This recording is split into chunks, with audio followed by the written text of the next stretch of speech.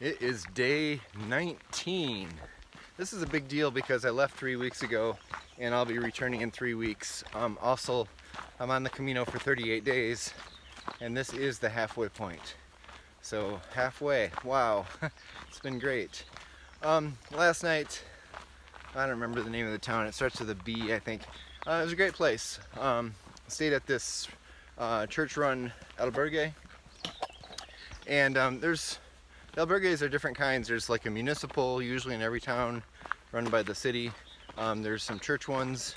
There's also private albergues too. Private ones, you typically spend a little more. They might be a little nicer, but I think the municipal ones and the church-led ones are the place to stay. It was a great experience. They're run by volunteers. Nobody works there, so sometimes they set a price, but last night it was just donativo, which means just give a donation. And they had a bed for you, and they also had a dinner. They had breakfast this morning, but I left before that.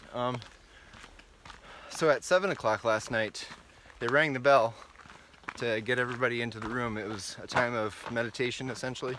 So we all gathered in the room, and the hospitalero, which is the host, he didn't speak much English, so he asked, is there anybody who can translate? And there was a guy in there who could translate Spanish to English.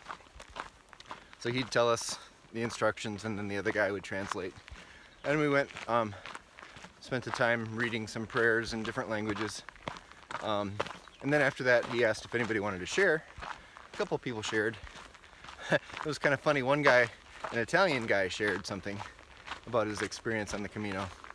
And the host could understand a little bit of that, and he translated that into Spanish, what he understood.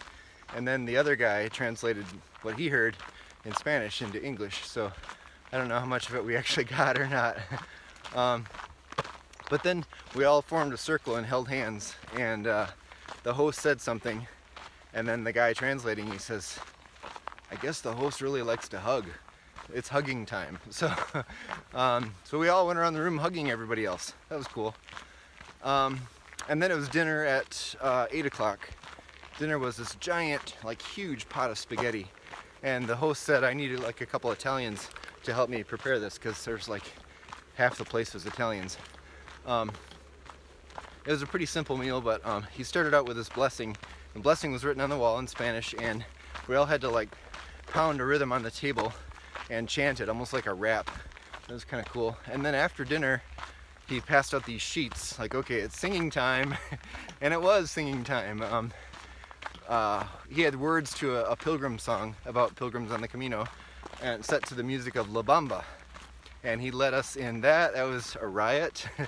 And then he mentioned, like, oh, Italians can sing. We get some Italians up here to sing. And kind of went around, and he was trying to prod people to get up and sing. There were 3 people of Asian descent at my table. So he comes to them and says, Koreans, 3 Koreans, sing a trio. And then one's like, I'm not Korean. There's one Korean guy there, which is unusual because there's been a lot of South Koreans here. So yeah, a great time was had by all.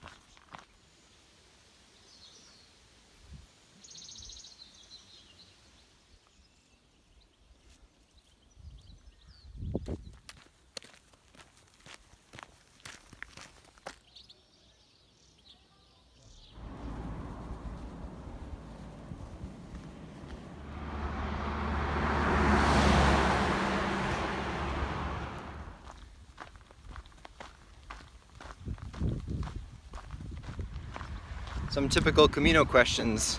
If you meet somebody on the trail, you can say Buen Camino, where are you from, what's your name, where did you start the Camino, like the very beginning. Me, that'd be Saint-Jean in France. Other people started in different places. What day did you start, or what date? How long have you been here? Where are you going? Some people go to Santiago, most people do, some people don't. Is it your first Camino? Is it your second or third or fourth Camino? Where were you last night? Where are you going today? What time did you start this morning?